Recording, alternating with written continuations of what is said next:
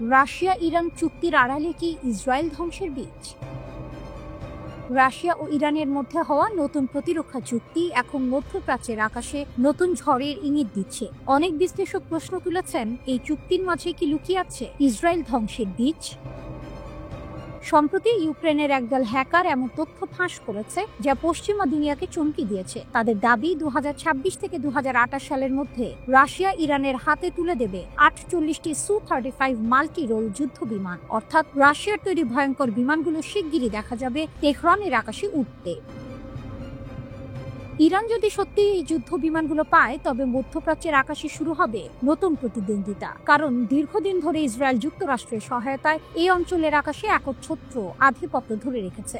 F-35 lightning যুদ্ধ বিমান ছিল তাদের গর্ব, কিন্তু এবার সেই গর্বে ধাক্কা দিতে চলেছে তেহরান।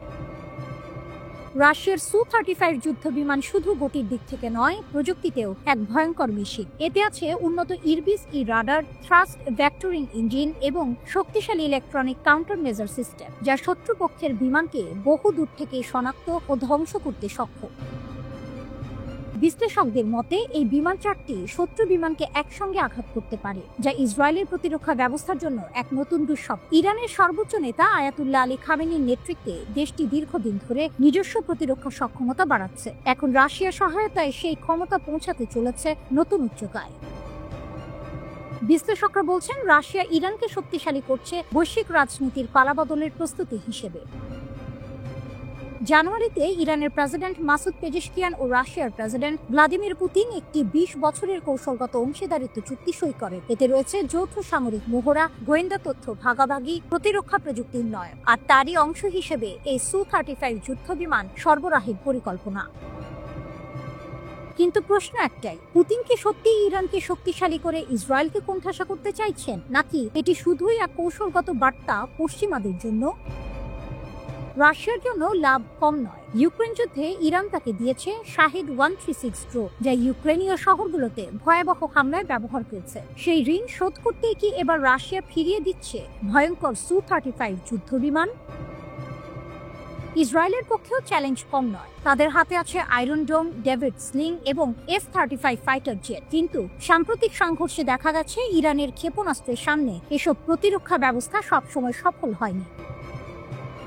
যদি ইরান সত্যি এই রাশিয়ান যুদ্ধ বিমানগুলো পায়, তবে মধ্যপ্রাচ্যের শক্তির ভারসাম্যে শুরু হবে এক নতুন অধ্যায়। আকাশে জ্বলে উঠবে দুই পরাশক্তির মিত্রদের মুখোমুখি সংঘাত। আর তখন হয়তো সত্যিই বোঝা যাবে, রাশিয়া ইরান চুক্তির ভেতর লুকিয়ে থাকা সেই বীজ আসলে ইসরায়েলের পতনের সূচনা, নাকি বৈশ্বিক রাজনীতির আরেকটি ভয়ঙ্কর খেলা।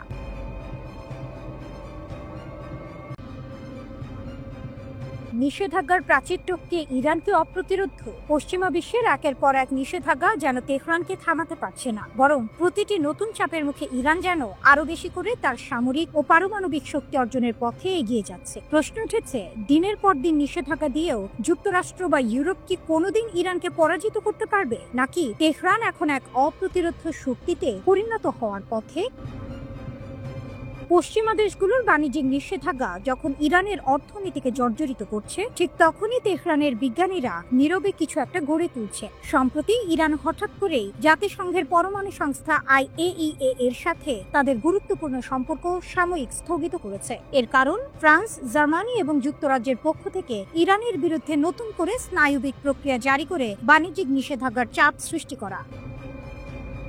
তেহরান এর জবাবে পরিষ্কার জানিয়ে দিয়েছে, NPT চুক্তি থেকে তারা সাময়িকভাবে সরে আসছে। এর ফলে জাতিসংঘের সংস্থাটি আর ইরানের পারমাণবিক কার্যক্রমের ওপর সরাসরি তদারকি করতে পারবে না। ইরানের পররাষ্ট্রমন্ত্রী আব্বাস আরাকচি খোলাখুলি বলেছেন, যদি জাতিসংঘের এমন কোনো প্রস্তাব আসে যা ইরানের অধিকার ও জাতীয় স্বার্থ রক্ষা করে, তবেই তারা চুক্তিতে ফিরবে। এই সিদ্ধান্ত আন্তর্জাতিক মহলে জল্পনা বাড়িয়েছে। তবে কি এবার ইরান পারমাণবিক অস্ত্র তৈরি করতে চলেছে?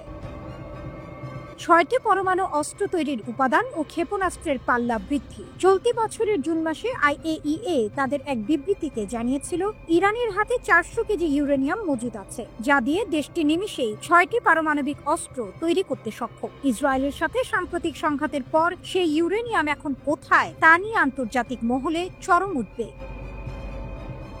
এদিকে ইরানের সর্বোচ্চ প্রতিরক্ষা বাহিনী IRGC এর পক্ষ থেকে এসেছে আরো চাঞ্চল্যকর ঘটনা। তাদের বর্তমান ক্ষেপণাস্ত্রগুলোর সর্বোচ্চ হামলার পরিধি 2000 কিলোমিটার, কিন্তু IRGC এখন এই সীমা থেকে বেরিয়ে আসার পরিকল্পনা করেছে। তাদের কেন্দ্রীয় সামরিক সদর দপ্তরের ডেপুটি ইন্সপেক্টর মোহাম্মদ জাফর আনসারি সাফ জানিয়েছেন, ইরানের ক্ষেপণাস্ত্রের পাল্লা প্রয়োজন অনুসারে যে কোনো পর্যায়ে বাড়ানো হবে।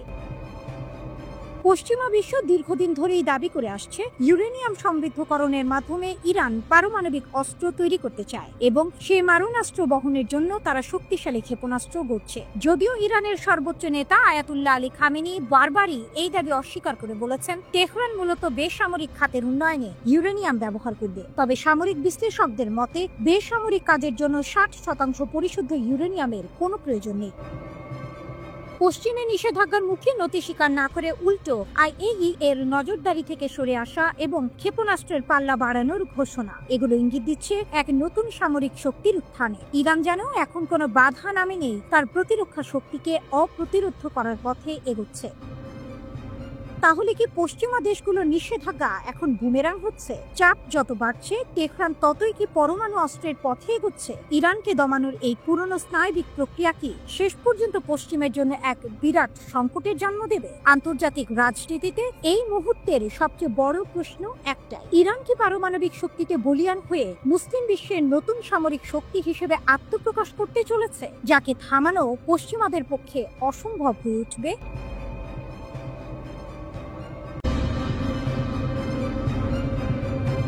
ইরান আবারও বিশ্ব রাজনীতির কেন্দ্রবিন্দুতে। একদিকে যুক্তরাষ্ট্র ও ইসরায়েলের হুমকি, অন্যদিকে রাশিয়ার সহযোগিতায় 8টি নতুন পরমাণু বিদ্যুৎ কেন্দ্র নির্মাণের ঘোষণা। তেহরানের এই সিদ্ধান্তে মধ্যপ্রাচ্যে নতুন করে যুদ্ধের আশঙ্কা দেখা দিয়েছে। ইরান জানিয়েছে তারা 8টি বৃহৎ পরমাণু বিদ্যুৎ কেন্দ্র নির্মাণের পরিকল্পনা নিয়েছে। এ কাজের সহযোগী দেশ হিসেবে থাকবে রাশিয়া। ইরানের দাবি, এই কেন্দ্রগুলো শুধুমাত্র বিদ্যুৎ উৎপাদনের জন্য ব্যবহার করা হবে, সামরিক উদ্দেশ্যে নয়। তবে পশ্চিমা বিশ্ব ও আন্তর্জাতিক পরমাণু তদারকি সংস্থা IAEA এই দাবিতে পুরোপুরি আস্থা রাখতে পারছে না। ইরানের পরমাণু শক্তি সংস্থার প্রধান মোহাম্মদ ইসলামি জানান, 1980-এর দশক থেকেই রাশিয়ার সঙ্গে একটি চুক্তি ছিল, যেখানে 8টি কেন্দ্র নির্মাণের পরিকল্পনা ছিল। সেই পুরনো চুক্তির বাস্তবায়ন এখন শুরু হচ্ছে। প্রথম ধাপে বুশেহর এলাকায় 4টি কেন্দ্র তৈরি হবে, যার মোট উৎপাদন ক্ষমতা হবে 5000 মেগাওয়াট। দ্বিতীয় ধাপে হরমুজগান প্রদেশে আরও 4টি কেন্দ্র নির্মাণ করা হবে। ইসলামী আরো বলেন, নতুন চুক্তিতে ছোট আকারের পরমাণু রিঅ্যাক্টর তৈরির কথা রয়েছে, যা আগের পরিকল্পনায় ছিল না। তিনি আশা প্রকাশ করেন, রাশিয়ার সঙ্গে এই বিষয়ে মূল চুক্তি শিগগিরই চূড়ান্ত হবে। বর্তমানে ইরানের একমাত্র সক্রিয় পরমাণু বিদ্যুৎ কেন্দ্র বুশেহরে অবস্থিত, যার উৎপাদন ক্ষমতা প্রায় 1000 মেগাওয়াট। নতুন কেন্দ্রগুলো চালু হলে ইরানের মোট কেন্দ্রের সংখ্যা দাঁড়াবে 9টিতে। তবে এই ঘোষণা এমন এক সময়ে এলো যখন ইরান ও পশ্চিমা দেশগুলোর সম্পর্ক চরম উত্তেজনাপূর্ণ। বিশেষ করে ইসরায়েলের সাম্প্রতিক ক্ষেপণাস্ত্র হামলার পর তেহরান তার পারমাণবিক কর্মসূচি আরও গোপন রাখার সিদ্ধান্ত নিয়েছে। ইরানের সংসদ সম্প্রতি একটি আইন পাশ করেছে, যেখানে বলা হয়েছে IAEA ইরানের পরমাণু স্থাপনায় পরিদর্শন করতে চাইলে কিছু শর্ত মানতে হবে। সংস্থাটিকে ইরানের স্থাপনায় হামলার নিন্দা জানাতে হবে এবং গোপন তথ্য অন্য কারো সঙ্গে ভাগ না করার গ্যারান্টি দিতে হবে।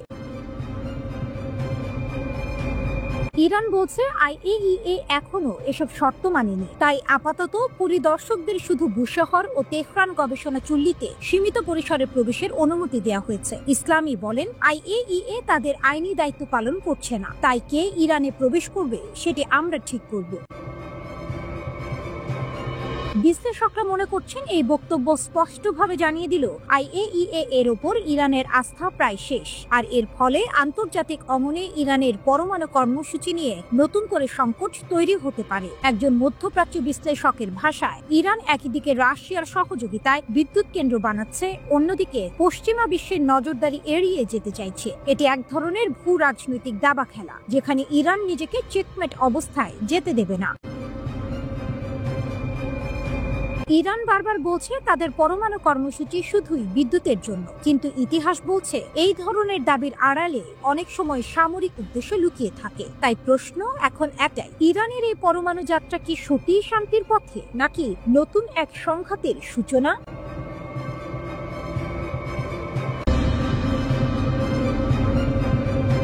গাজায় নতুন শক্তির আবির্ভাব, হামাসের জন্য নতুন হুমকি। ট্রাম্পের মধ্যস্থতায় গাজায় যুদ্ধবিরতি চুক্তি কার্যকর হওয়ার মাত্র কয়েকদিন পরেই সেখানে দেখা দিয়েছে নতুন অস্থিরতা। মার্কিন বিশ্ব সমর্থিত শান্তির আড়ালে এখন গাজা যেন আরেকটি সংঘর্ষের মুখোমুখি, এইবার নিজস্ব জনগণের ভেতরে। জনগণের সেনাবাহিনী নামে এক নতুন সশস্ত্র দল আত্মপ্রকাশ করেছে, যারা দাবি করছে যে তারা উত্তর গাজার বেশ কিছু অঞ্চল দখল করেছে। এই দলটি হামাসের বিরুদ্ধে সরাসরি চ্যালেঞ্জ ছুড়ে দিয়েছে, যা গাজার রাজনৈতিক ভারসাম্যে নতুন ঝড় তুলেছে।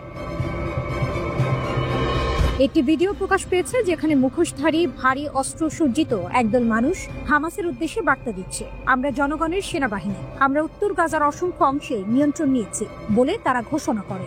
ভিডিওতে আরো বলা হয়, হামাস আমাদের নিয়ন্ত্রিত এলাকায় প্রবেশের চেষ্টা করলে আমরা কঠোর জবাব দেব। এটি কোনো হুমকি নয়, প্রতিশ্রুতি। তাদের দাবি, হামাসের অত্যাচারের যুগ শেষ হয়েছে, এখন গাজা নতুনভাবে গড়া হবে। গৃহযুদ্ধের আশঙ্কা। এই ঘোষণার পর থেকেই গাজার বাতাসে গৃহযুদ্ধের গন্ধ ভাসছে। ইসরায়েলি প্রতিরক্ষা বাহিনী যুদ্ধবিরতির অংশ হিসেবে গাজা থেকে সরে গেলেও গাজাবাসী এখন এক অভ্যন্তরীণ লড়াইয়ের ভয়ে দিন কাটাচ্ছে। স্কাই নিউজের তথ্যে জানা গেছে, এই নতুন দলটির নেতৃত্বে আছেন এক মুখোশধারী নেতা, যার পরিচয় এখনো প্রকাশ করা হয়নি। বিশেষজ্ঞরা বলছেন, এই দলটি হয়তো হামাস বিরোধী গোত্র বা পুরনো মিলিশিয়াদের পুনর্গঠন থেকে গড়ে উঠেছে। হামাসের পাল্টা বার্তা। এদিকে হামাসও বসেনি। যুদ্ধবিরতির মধ্যেও তারা গাজার ভেতরে সন্দেহভাজন ইসরায়েলি সহযোগীদের বিরুদ্ধে কঠোর অভিযান চালাচ্ছে। সামাজিক মাধ্যমে ছড়িয়ে পড়া কয়েকটি ভিডিওতে দেখা গেছে হামাস যোদ্ধারা প্রকাশ্যে কয়েকজনকে গুলি করে হত্যা করছে। রয়টার্স জানিয়েছে, ভিডিওগুলোর সময় ও স্থান স্বাধীনভাবে যাচাই করা সম্ভব হয়নি, তবে ঘটনাগুলো হামাসের নিয়ন্ত্রণ পুনঃপ্রতিষ্ঠার প্রচেষ্টার ইঙ্গিত দিচ্ছে। হামাস এক সময় মার্কিন প্রেসিডেন্ট ডোনাল্ড ট্রাম্পকে বর্ণবাদী ও অরাজকতার কারিগর বলেছিল। গাজা সম্পর্কে তিনি অযৌক্তিক দৃষ্টিভঙ্গি পোষণ করেন বলেও আখ্যা দিয়েছিল ফিলিস্তিনের স্বাধীনতাকামী সংগঠনটি। তবে সেপ্টেম্বরে নজিরবিহীন এক ফোন আলাপের পর হামাসের মধ্যে বিশ্বাস জন্মেছিল, তারা সব জিম্মিকে মুক্তি দিলে ট্রাম্প হয়তো ইসরায়েলকে শান্তি চুক্তিতে বাধ্য করতে পারবে।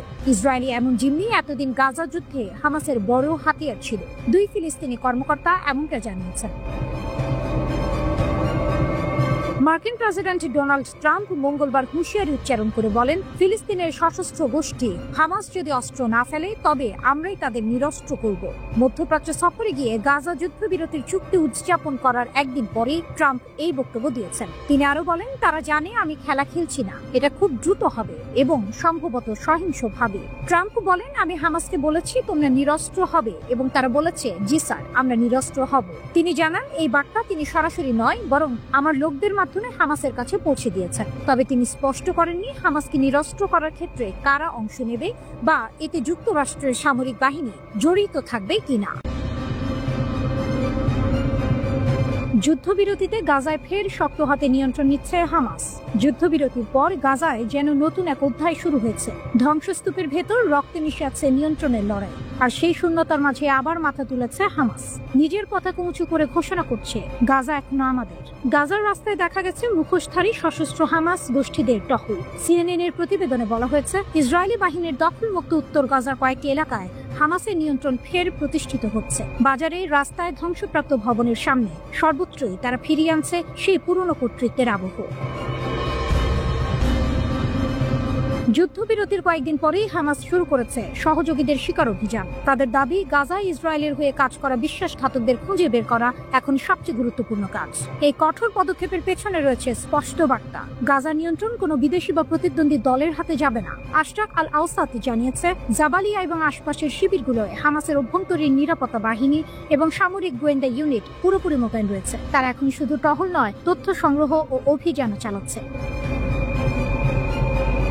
কিন্তু এই দৃশ্যপটের ভেতরেও লুকিয়ে আছে নাটকীয় মোড়। দক্ষিণ গাজায় কিছু স্থানীয় গোষ্ঠী হামাসের এই পুনর্গঠনের বিরোধিতা শুরু করেছে। প্রতিবেদনে বলা হয়েছে, এই গোষ্ঠীগুলোর পেছনে ইসরায়েলের প্রত্যক্ষ সহায়তা রয়েছে বলে অভিযোগ উঠেছে। তবুও হামাস পিছু হটেনি, বরং একে একে প্রতিটি চ্যালেঞ্জকে তারা পরিণত করছে শক্তিতে। হামাসের মুখপাত্র জানিয়েছেন, আমরা বেসামরিক প্রশাসনের দায়িত্ব অন্যদের দিতে প্রস্তুত, কিন্তু আমাদের অস্ত্র কখনো জমা দেব না। এই বক্তব্যে স্পষ্ট হয়ে যায়, হামাসের জন্য অস্ত্র শুধু প্রতিরক্ষা নয়, অস্তিত্বের প্রতীক।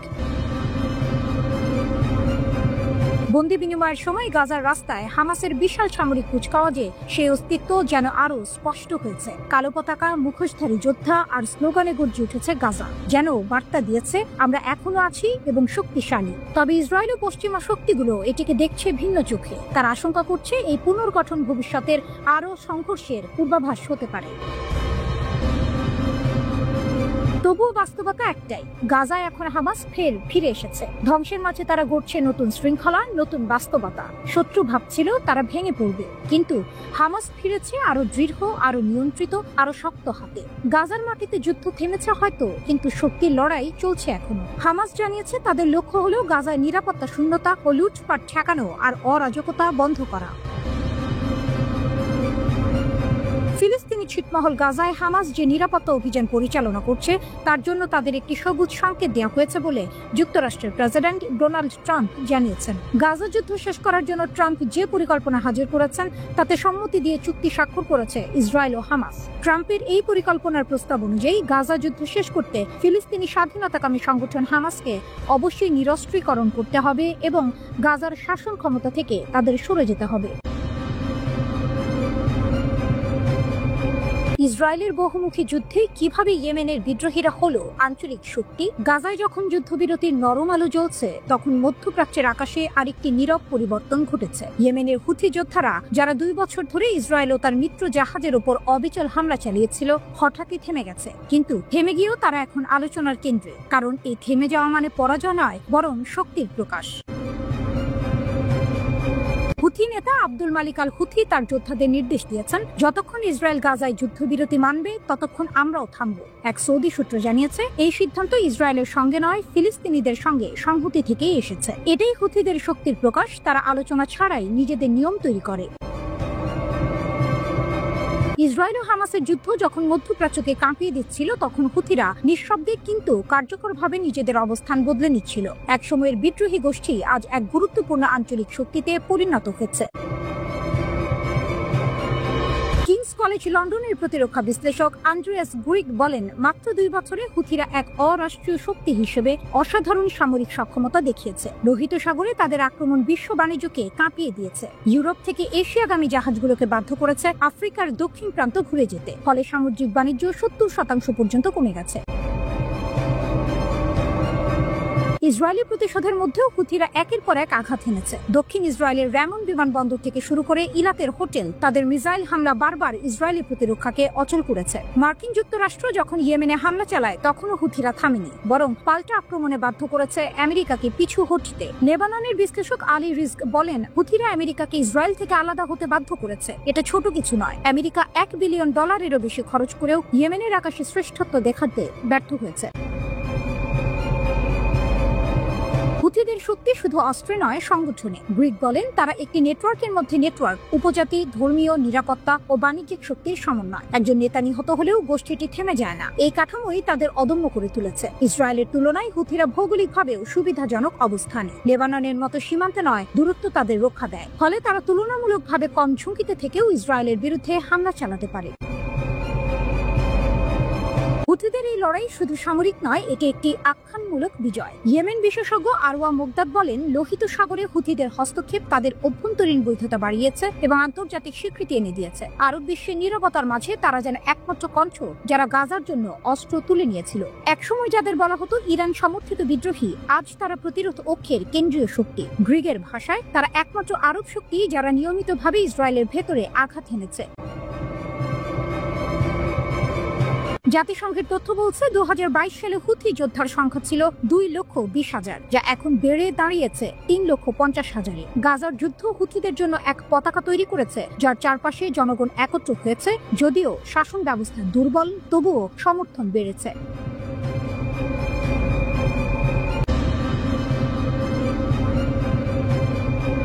ইসরায়েলের উঠোনে ধরা পড়ল গুপ্ত ছায়া। লেবাননে মোসাদ বিরোধী ঝড়ে কাঁপছে তেল আবিব। ইসরায়েলের একেবারে দরজার সামনে প্রতিরোধের ঘাঁটি লেবাননে ঘটেছে এক বিস্ময়কর অভিযান। দেশটির নিরাপত্তা বাহিনীর হাতে এসেছে এমন এক গোয়েন্দা জাল যা নাকি মাসের পর মাস ধরে কাজ করছিল ইসরায়েলের হয়ে। মোট 32 জনকে গ্রেপ্তার করা হয়েছে। অভিযোগ, তারা সবাই মোসাদের জন্য তথ্য সংগ্রহ করেছিল।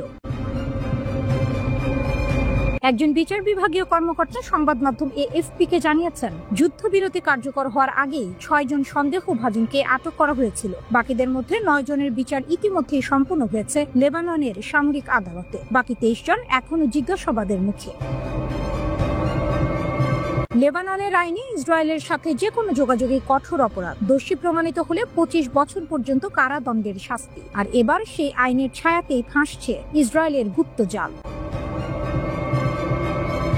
হিজবুল্লাহর শত্রুদের উন্মোচন। লেবাননের কর্মকর্তারা জানিয়েছেন, ধরা পড়াদের অনেকেই হিজবুল্লাহ সদস্যদের নাম, অবস্থান, এমনকি তাদের চলাচলের সমন্বয় তথ্য সরবরাহ করছিল ইসরায়েলি গোয়েন্দাদের কাছে। সেই তথ্যের সূত্র ধরেই ইসরায়েল সাম্প্রতিক হামলায় হিজবুল্লাহর একাধিক জ্যেষ্ঠ নেতাকে লক্ষ্যবস্তুতে পরিণত করেছিল বলে সন্দেহ। বিচার বিভাগের সূত্র আরো জানায়, 2 দোষী সাব্যস্ত গুপ্তচরকে 7 ও 8 বছরের সশ্রম কারাদণ্ড দেওয়া হয়েছে। আরেকজন হিজবুল্লাহর সাথে যুক্ত এক ধর্মীয় গায়ক, তার বিরুদ্ধে অভিযোগ অর্থের বিনিময়ে মোসাদের জন্য কাজ করেছিলেন। অর্থনৈতিক ধস, বিশ্বাসের পতন। লেবাননের অর্থনীতি যখন 2019 সালের পর থেকে ধসে পড়ে, তখনই শুরু হয় এক নতুন অধ্যায়। অনলাইনে ছড়িয়ে পড়ে সন্দেহজনক প্রস্তাব, সহজ উপার্জন, কম ঝুঁকি, আর সেখানেই লুকিয়ে ছিল ইসরায়েলের ফাঁদ। কর্মকর্তারা বলছেন, বহু নাগরিক সেই লোভে পড়ে অজান্তেই গুপ্তচর বৃত্তির পথে পা বাড়িয়েছিল। একজন আটক ব্যক্তি সরবরাহ করা তথ্যের ভিত্তিতেই এপ্রিল মাসে এক হিজবুল্লাহ কর্মকর্তা ও তার ছেলেকে হত্যা করা হয়েছিল বলে ধারণা করা হচ্ছে। প্রতিরোধের ঘাঁটিতে বজ্রপাত। নিরাপত্তা সূত্র জানিয়েছে, ইসরায়েল হিজবুল্লাহর সাথে সম্পর্কিত যানবাহনের তথ্য, ঠিকানা ও স্থাপনার ছবি চাইছিল, কিন্তু এজেন্টকে এমনকি বৈরুতের অস্ত্র ডিপো ও কমান্ড সাইট পর্যবেক্ষণের দায়িত্ব দেওয়া হয়েছিল। কিন্তু এবার সেই নেটওয়ার্ক ভেঙে দিয়েছে লেবাননের গোয়েন্দারা। হিজবুল্লাহর সতর্কবার্তা। হিজবুল্লাহর ঘনিষ্ঠ সূত্রগুলো জানিয়েছে, যে হাত আমাদের ভিতর থেকে বিশ্বাসঘাতকতা করবে তাকে আমরা রেহাই দেব না। প্রতিরোধ ফ্রন্ট এখন আগের চেয়ে আরো সতর্ক, আরো ঐক্যবদ্ধ। তাদের মতে এই অভিযান শুধু কয়েকজন গুপ্তচরকে ধরার ঘটনা নয়, এটি ইসরায়েলের মুখে সোজা এক টপেটাঘাত।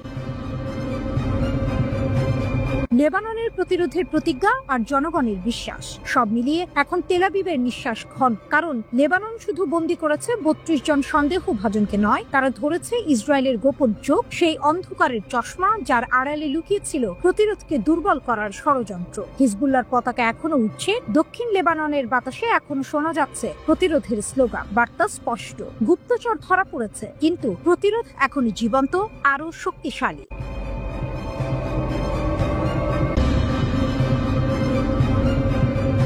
গাজায় যুদ্ধ থেমে যাওয়ার কথা, কিন্তু মাঠের বাস্তবতা বলছে অন্য গল্প। যুদ্ধবিরতির আগের রাতেই হামাস আবারও প্রাণঘাতী বার্তা পাঠিয়েছে ইসরায়েলকে। ইসরায়েলি প্রতিরক্ষা বাহিনী IDF জানিয়েছে, গাজার উত্তরাংশে 7টি এলাকায় হামাসের এক স্নাইপারের গুলিতে নিহত হয়েছেন ইসরায়েলি সেনা মাইকেল মর্দেকাই নাখমানি। তিনি ছিলেন IDF এর কমব্যাট ইঞ্জিনিয়ারিং ব্যাটালিয়নের সার্জেন্ট ফার্স্ট ক্লাস, দক্ষিণ ইসরায়েলের ডিমোনা শহরের বাসিন্দা। এই ঘটনা ঘটেছে ঠিক তখন যখন ইসরায়েল যুদ্ধবিরতির প্রথম ধাপে গাজা থেকে সেনা প্রত্যাহার শুরু করেছে। অর্থাৎ যুদ্ধ শেষ হওয়ার ঠিক আগ মুহূর্তে হামাস যেন বলল, আমরা এখনো আছি।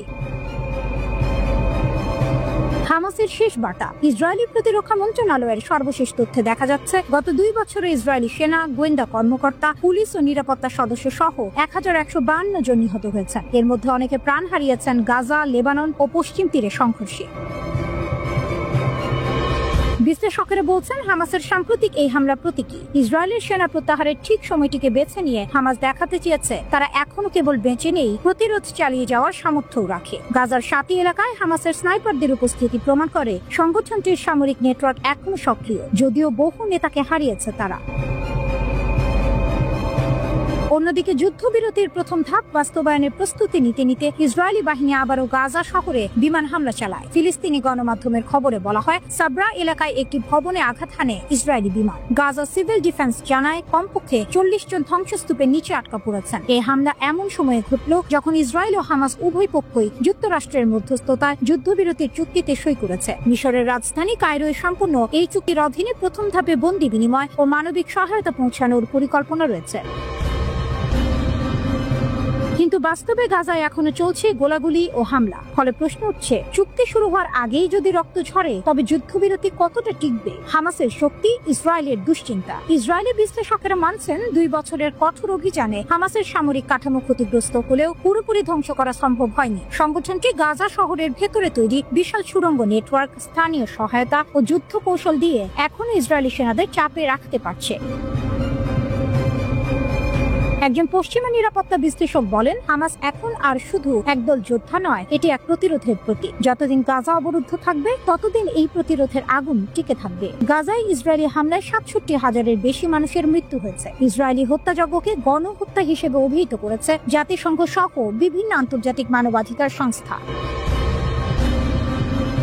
যুক্তরাষ্ট্রভিত্তিক মানবাধিকার সংস্থা ডনের ইসরায়েল ফিলিস্তিন বিভাগের পরিচালক মাইকেল শিফার ওমারম্যান বলেন, যুদ্ধের ইতি টানার বিনিময়ে জিম্মিদের মুক্তির প্রস্তাব হামাস শুরু থেকেই দিয়ে আসছে। এখন পর্যন্ত যত যুদ্ধবিরতি হয়েছে, ইসরায়েল প্রত্যেকবারই ইচ্ছাকৃতভাবে, প্রকাশ্যে ও নির্লজ্জভাবে সেগুলো লঙ্ঘন করেছে।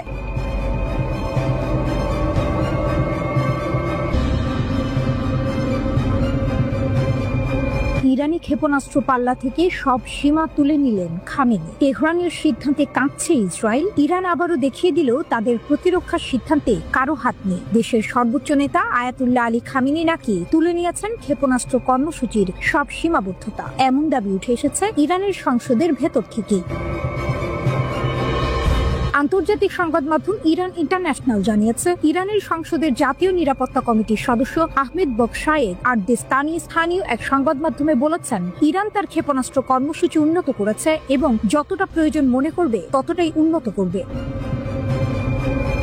তার দাবি অনুযায়ী আগে খামেনি ক্ষেপণাস্ত্রের পাল্লা 2200 কিলোমিটার পর্যন্ত সীমিত রাখার নির্দেশ দিয়েছিলেন, কিন্তু এখন সেই সীমা তুলে নেওয়া হয়েছে। এর মানে ইরানের ক্ষেপণাস্ত্র এখন শুধু মধ্যপ্রাচ্য নয়, ইউরোপের দিকেও তা করে থাকতে পারে। আরদেস্তানির ভাষায়, তেহরান আর কোনো নির্দিষ্ট সীমা মানবে না, কারণ এটি আমাদের সামরিক শক্তির সবচেয়ে গুরুত্বপূর্ণ উপাদান। আমরা আমাদের নিরাপত্তা ও প্রতিরক্ষার স্বার্থ অনুযায়ী সিদ্ধান্ত নেব, অন্য কারো চাপে নয়। এই এক বাক্যেই যেন ইরানের বার্তা স্পষ্ট। তেহরান এখন নিজের পথে হাঁটছে, আর কেউ সেই পথ থামাতে পারবে না। তবে বিষয়টি এখনো আনুষ্ঠানিকভাবে নিশ্চিত করেনি তেহরান, কিন্তু রাজনৈতিক বিশ্লেষকরা বলছেন, যদি এই সিদ্ধান্ত সত্য হয় তবে এটি ইরানের প্রতিরক্ষা নীতিকে এক ঐতিহাসিক পরিবর্তনের সূচনা। কারণ গত জুনে ইরান ও ইসরায়েলের মধ্যে যে ভয়াবহ উত্তেজনা দেখা দিয়েছিল, সেই ঘটনার পর থেকেই তেহরান তার সামরিক অবস্থান আরো দৃঢ় করছে। ইরানের সেনাবাহিনী ইতিমধ্যেই ঘোষণা দিয়েছে তারা যে কোনো হুমকির জবাব দিতে প্রস্তুত। বিশ্লেষকরা মনে করছেন, খামেনির এই সিদ্ধান্ত শুধু প্রতিরক্ষা নয়, বরং এক ধরনের কূটনৈতিক বার্তাও বটে। এটি যেন আমেরিকা ও ইসরায়েলকে বলে দিচ্ছে, আমরা থামবো না, আমাদের আকাশের সীমা এখন পৃথিবীর গণ্ডিও ছুঁবে। এরই মধ্যে ইরানের পররাষ্ট্রমন্ত্রী আব্বাস আরাকচি অভিযোগ করেছেন, ইসরায়েল ওয়াশিংটনকে বিভ্রান্ত করতে ইরানের আন্তঃমহাদেশীয় ক্ষেপণাস্ত্র নিয়ে মিথ্যা প্রচার চালাচ্ছে। তিনি বলেন, তেহরানের লক্ষ্য প্রতিরক্ষা, আগ্রাসন নয়, কিন্তু কেউ যদি আমাদের সীমা অতিক্রম করে আমরা চুপ থাকবো না। এই অবস্থান ইরানের আত্মবিশ্বাসের প্রতীক হয়ে উঠেছে। যে দেশ একসময় আন্তর্জাতিক নিষেধাজ্ঞায় নিঃস্ব হয়ে পড়েছিল, সেই দেশ আজ নিজের প্রযুক্তি, নিজের বিজ্ঞান, নিজের মাটির শক্তিতে তৈরি করেছে 1000 কিলোমিটার দূরের শত্রু ধ্বংস করার ক্ষমতা। বিশ্লেষকদের মতে এই সিদ্ধান্ত মধ্যপ্রাচ্যে নতুন করে শক্তির ভারসাম্য বদলে দিতে পারে। সৌদি আরব, ইসরায়েল ও যুক্তরাষ্ট্র যেখানে তেহরানের অগ্রগতি ঠেকাতে মরিয়া, সেখানে খামেনির এই পদক্ষেপ যেন বলছে, আমরা ভয় পাই না, আমরা প্রস্তুত। তেহরানের আকাশ এখন শুধু রক্ষা নয়, প্রতিরোধের প্রতীক। আর খামেনির এক সিদ্ধান্ত যেন নতুন করে লিখে দিল, ইরানের ক্ষেপণাস্ত্রের সীমা নেই, সীমা কেবল তাদের প্রতিজ্ঞায়।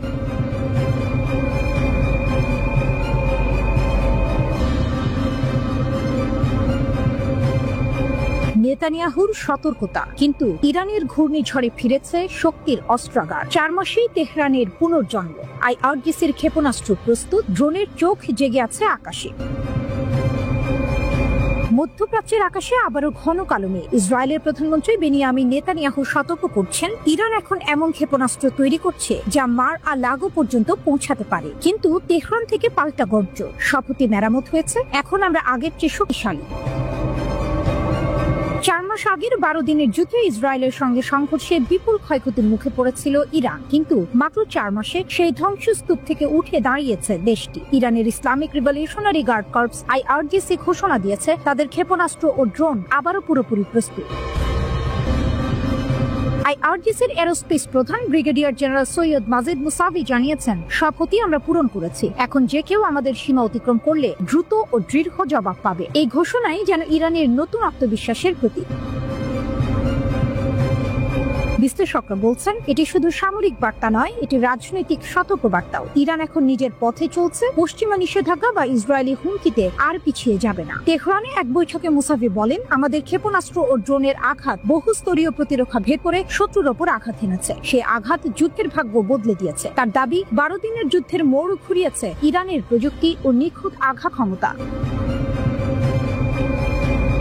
প্রেস টিভির প্রতিবেদন অনুযায়ী হজ্জাতুল ইসলাম পুরখাগানও তেহরানের ক্ষেপণাস্ত্রের ভূমিকা তুলে ধরে বলেন, আমাদের ক্ষেপণাস্ত্র ইসরায়েলের প্রতিরক্ষা ভেদ করে তাদের আত্মসমর্পণে বাধ্য করেছে। এমন বক্তব্য যেন পরিষ্কার করে দিচ্ছে ইরান এখন শুধু প্রতিরক্ষার নয়, প্রতিশোধের প্রতি। কিন্তু এই ঘোষণা শুনে যেন কেঁপে উঠেছে পশ্চিমা বিশ্ব।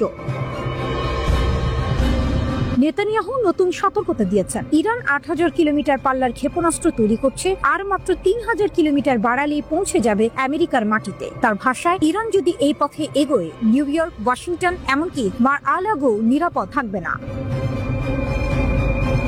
ইসরায়েলি প্রধানমন্ত্রী 6 অক্টোবর এক সাক্ষাৎকারে দাবি করেন, ট্রাম্পের সাহায্যে একসময় ইরানের পারমাণবিক কর্মসূচি থামানো গিয়েছিল, কিন্তু এখন সেটি আবার ফিরে এসেছে আরো শত হয়ে। আর এই মন্তব্যের মধ্যেই যুক্তরাষ্ট্র নতুন করে সামরিক উপস্থিতি বাড়াতে শুরু করেছে মধ্যপ্রাচ্যে। গত সপ্তাহে মার্কিন বিমান বাহিনীর 1 ডজন KC-135 স্ট্র্যাটো ট্যাঙ্কার এবং অন্যান্য রিফুয়েলিং বিমান কাতারের আল উদেইদ ঘাঁটিতে মোতায়েন করা হয়েছে। সবই যেন এক নতুন সংঘর্ষের পূর্বাভাস। তবে তেহরান নীরব নয়।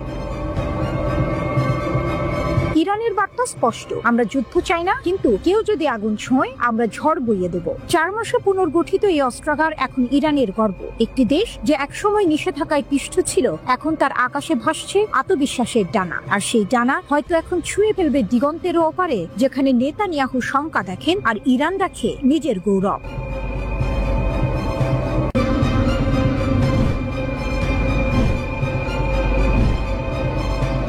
একটি মার্কিন ড্রোনের পতন, আর সেই পতন থেকেই ইরানের উত্থান। যা একসময় ছিল আমেরিকার গর্ব, তাই আজ তেহরানের গোপন শক্তির প্রতীক। 2011 সাল কাশ্মীরের কাছে বিধ্বস্ত হয় মার্কিন যুক্তরাষ্ট্রের এক অত্যাধুনিক গোপন ড্রোন RQ-170 সেন্টিনেল। খবর ছড়িয়ে পড়ে দ্রুত, কিন্তু এর পেছনের গল্প ছিল আরো চমকপ্রদ। ইরানের বিপ্লবী গার্ড বা IRGC শুধু সেটিকে উদ্ধারই করেনি, বরং এর সিগন্যাল জ্যাম করে GPS পথভ্রষ্ট করে সেটিকে নিজেদের হাতে নামিয়েছে।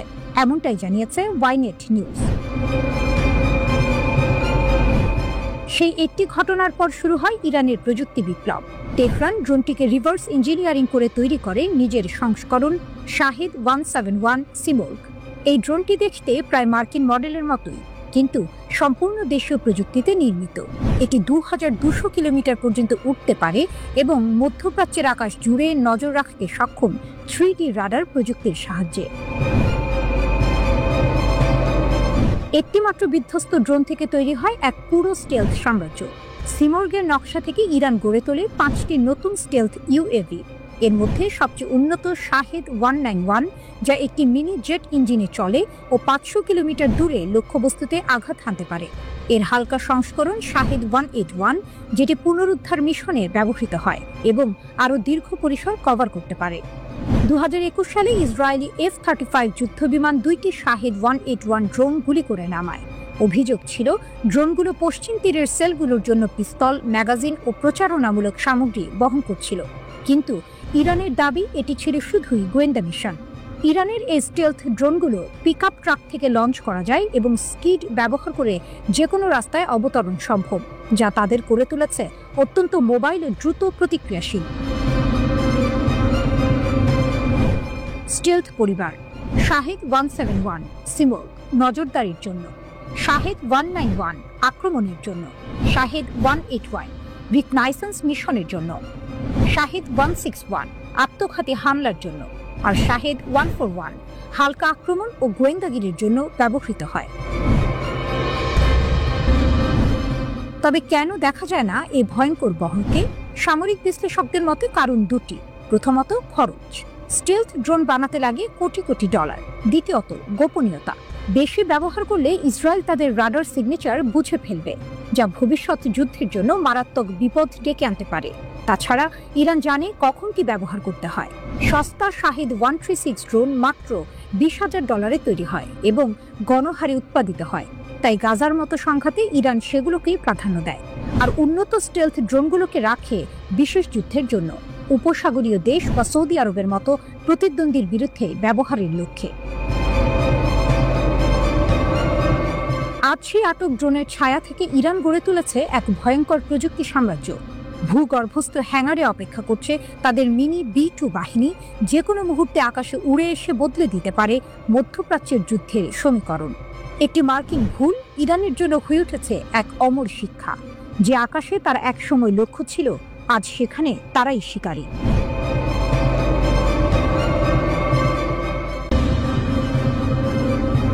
তেহরানে ইরান রাশিয়ার পারমাণবিক বন্ধন আরো গভীর। নতুন চুল্লি, নতুন চুক্তি। ইরান বলছে এই শক্তি যুদ্ধের নয়, উন্নতির। তেহরানের ব্যস্ত কূটনৈতিক দিনপঞ্জিতে বিশেষ এক দিন। ইরানের আণবিক শক্তি সংস্থার প্রধান মোহাম্মদ ইসলামি বৈঠক করলেন রাশিয়ার পারমাণবিক জায়ান্ট রোসাটমের আন্তর্জাতিক বিষয়ক উপমহাপরিচালক নিকোলাই স্পাসকির সঙ্গে। এজেন্ডা একটাই, ইরান রাশিয়ার পারমাণবিক সহযোগিতা আরো এগিয়ে নেয়া। কিন্তু এই বৈঠক শুধু প্রযুক্তিগত নয়, এতে লুকিয়ে আছে এক ভূ রাজনৈতিক বার্তা। যেখানে পশ্চিমা নিষেধাজ্ঞা ইরানের শক্তিকে রুদ্ধ করতে চায়, সেখানে তেহরান মস্কোর হাত ধরে বলছে আমরা পিছিয়ে পড়ব না। 24 সেপ্টেম্বর ইসলামের মস্কো সফরের পর এই বৈঠক অনুষ্ঠিত হয়। তখনই উভয় দেশ ইরানে ছোট পারমাণবিক বিদ্যুৎ কেন্দ্র নির্মাণে সহযোগিতার জন্য একটি সমঝোতা স্মারক সই করে। এবারের আলোচনায় সেই প্রকল্পগুলোর অগ্রগতি এবং বাস্তবায়নের গতি বাড়ানোর বিষয়েই মূলত জোর দেওয়া হয়েছে। ইরান ও রাশিয়া একসঙ্গে কাজ করছে হরমুজ পারমাণবিক বিদ্যুৎ কেন্দ্র প্রকল্পে, যেখানে 4টি শক্তিশালী 1250 মেগাওয়াট ক্ষমতা সম্পন্ন চুল্লি নির্মাণের পরিকল্পনা রয়েছে। ইসলামের সফরের মাত্র 2 দিন পর দুই দেশই $25 বিলিয়ন এক ঐতিহাসিক চুক্তি সই করে, যা তাদের যৌথ পারমাণবিক যাত্রাকে নতুন উচ্চতায় নিয়ে যায়। এই চুক্তি ইরান রাশিয়ার 20 বছরের কৌশলগত অংশীদারিত্ব চুক্তির অংশ, যা জানুয়ারিতে স্বাক্ষরিত হয়েছিল। রাশিয়ান পার্লামেন্টের নিম্নকক্ষ স্টেট ডুমা ইতিমধ্যেই এই চুক্তিকে অনুমোদন দিয়েছে, যা এখন বাধ্যতামূলক রূপ পেয়েছে। এটি স্পষ্ট বার্তা দিচ্ছে তেহরান ও মস্কোর সম্পর্ক এখন শুধু বন্ধুত্ব নয়, দীর্ঘমেয়াদী কৌশলগত অংশীদারিত্ব। বৈঠকে আলোচনাকে বিস্তৃত ও ফলপ্রসূ বলে বর্ণনা করেছে ইরানের AEOI। তারা জানিয়েছে উভয় পক্ষই চলমান সহযোগিতার অগ্রগতি পর্যালোচনা করেছে এবং যৌথ প্রকল্পগুলো দ্রুত বাস্তবায়নের উপর জোর দিয়েছে। অর্থাৎ এখন কথার নয়, কাজের পালা। আরও একটি গুরুত্বপূর্ণ সিদ্ধান্ত নেওয়া হয়েছে। রোসাটমের মহাপরিচালক আলেক্সি লিকাসেভ ইরান সফর করবেন। তিনি ব্যক্তিগতভাবে বুশেহর পারমাণবিক বিদ্যুৎ কেন্দ্রের ইউনিট 2 ও 3 এর নির্মাণ অগ্রগতি পর্যবেক্ষণ করবেন। দক্ষিণ ইরানে রাশিয়ার সহযোগিতায় তৈরি এই কেন্দ্র আজ ইরানের শক্তির প্রতীক হয়ে উঠছে। বিশ্লেষকরা বলছেন এই নতুন অধ্যায় ইরানের জন্য 3টি দিক থেকে তাৎপর্যপূর্ণ। প্রথমত, এটি পশ্চিমা অবরোধের মাঝেও ইরানের প্রযুক্তিগত স্থিতি প্রমাণ করছে। দ্বিতীয়ত, এটি রাশিয়ার সঙ্গে ইরানের রাজনৈতিক ও কৌশলগত বন্ধনকে আরও দৃঢ় করছে। তৃতীয়ত, এটি ইরানের শক্তি নীতিতে স্বনির্ভরতা ও প্রতিরোধ এর দর্শনকে নতুনভাবে প্রতিষ্ঠা করছে। ইরান বারবার বলছে তাদের পারমাণবিক কর্মসূচি সম্পূর্ণ শান্তিপূর্ণ উদ্দেশ্যে, কিন্তু এই শান্তি যেন এক দৃঢ় শক্তির মধ্যেই নিহিত, যেখানে প্রতিটি চুল্লি শুধু বিদ্যুতের উৎস নয়, বরং ইরানের আত্মনির্ভরতার আগুন। পশ্চিম যখন চাপ বাড়ায়, ইরান তখন প্রযুক্তির আলোয় পথ খোঁজে। তেহরান এখন বার্তা দিচ্ছে পারমাণবিক শক্তি আমাদের অধিকার আর সহযোগিতা আমাদের উত্তর। উপসাগরে যুদ্ধের গল্প। ইরান বলছে আমাদের জাহাজে ছোঁয়ার চেষ্টা করলেই প্রতিশোধ হবে। উপসাগরের বাতাস যেন হঠাৎ ভারী হয়ে উঠেছে। যুক্তরাষ্ট্রের নজর এবার ইরানের তেলবাহী জাহাজগুলোর দিকে, আর তাতেই তেহরান জারি করেছে কঠোর হুঁশিয়ারি। আমাদের জাহাজে হাত দিলে সঙ্গে সঙ্গে জবাব দেওয়া হবে। লেবাননের সংবাদ মাধ্যম আল মায়াদিন জানিয়েছে ইরান ইতিমধ্যেই যুক্তরাষ্ট্রের সন্দেহজনক সামুদ্রিক নড়াচড়া শনাক্ত করেছে। ওয়াশিংটন নাকি ইরানের তেলবাহী জাহাজ আটকানোর পরিকল্পনা করছে, নামমাত্র অজুহাত নিষেধাজ্ঞা। কিন্তু তেহরান এটিকে দেখছে অর্থনৈতিক যুদ্ধ হিসেবে, যা তাদের বাণিজ্য পথ অস্থিতিশীল করতে চায়। ইরানের বার্তা স্পষ্ট, আমাদের জাহাজ বা জলসীমায় কোনো উস্কানি মানে যুদ্ধ ঘোষণা। ইরানের প্রস্তুতি। ইরানি বিপ্লবী গার্ড IRGC এবং সামরিক নৌবাহিনী ইতিমধ্যেই পারস্য উপসাগর ও ওমান সাগরে সর্বোচ্চ সতর্কতায় আছে। উপসাগরীয় ক্ষেপণাস্ত্র ঘাঁটিগুলো প্রস্তুত রাখা হয়েছে যেন মার্কিন নৌবহর সীমা অতিক্রম করলেই সঙ্গে সঙ্গে পাল্টা হামলা চালানো যায়। একজন ইরানি সামরিক কর্মকর্তা বলেন, আমাদের ক্ষেপণাস্ত্রগুলো শুধু প্রদর্শনের জন্য নয়, প্রতিটি নৌবন্দরে এখন যুদ্ধের প্রস্তুতি। ইরান আরও সতর্ক করেছে তার আঞ্চলিক মিত্রদের, কেউ যদি যুক্তরাষ্ট্রকে সাহায্য করে ইরানি জাহাজ থামানোর চেষ্টায়, তবে তারও জবাব দেওয়া হবে। ইরান আরও সতর্ক করেছে তার আঞ্চলিক মিত্রদের, কেউ যদি যুক্তরাষ্ট্রকে সাহায্য করে ইরানি জাহাজ থামানোর চেষ্টায়, তবে তারও জবাব দেওয়া হবে। যুক্তরাষ্ট্রের নতুন পরিকল্পনা। বিভিন্ন আন্তর্জাতিক সূত্র বলছে, যুক্তরাষ্ট্র স্ন্যাপব্যাক নিষেধাজ্ঞা এবং প্রলিফারেশন সিকিউরিটি ইনিশিয়েটিভ PSI কাঠামোর আড়ালে ইরানের তেল রপ্তানি রুদ্ধ করার চেষ্টা করছে। তাদের লক্ষ্য ইরানের তেল আয় রোধ করে তেহরানের অর্থনীতি চেপে ধরা। ওয়াশিংটন নাকি সৌদি আরব, সংযুক্ত আরব আমিরাত এবং বাহরাইনকে চাপ দিচ্ছে যেন তারা যুক্তরাষ্ট্রের নেতৃত্বাধীন একটি নৌবাহিনী জোটে যোগ দেয়। কিন্তু আল মায়াদিন বলছে, অনেক আঞ্চলিক দেশ এই অভিযানে যোগ দিতে অনিচ্ছুক, কারণ সবাই জানে ইরানের সঙ্গে সরাসরি সংঘাতে জড়ানো মানে পুরো উপসাগরকে আগুনে পরিণত করা। ইরানের শক্তি ও বার্তা।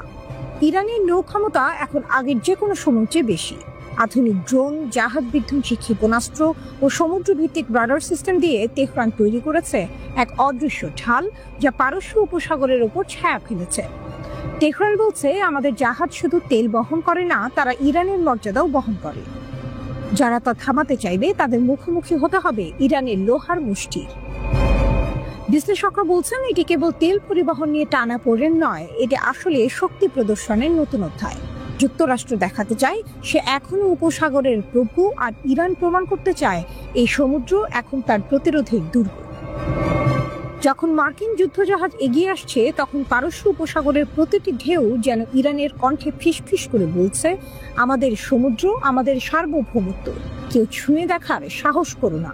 এ যেন নিঃশব্দ এক যুদ্ধের প্রান্তনে, যেখানে এক পাশে মার্কিন নিষেধাজ্ঞা আর অন্য পাশে ইরানের অদম্য আত্মসম্মান। কে জিতবে এই লড়াই? এখন তা নির্ভর করছে কে আগে গুলি চালায় সেই উত্তপ্ত সমুদ্রের বুকে।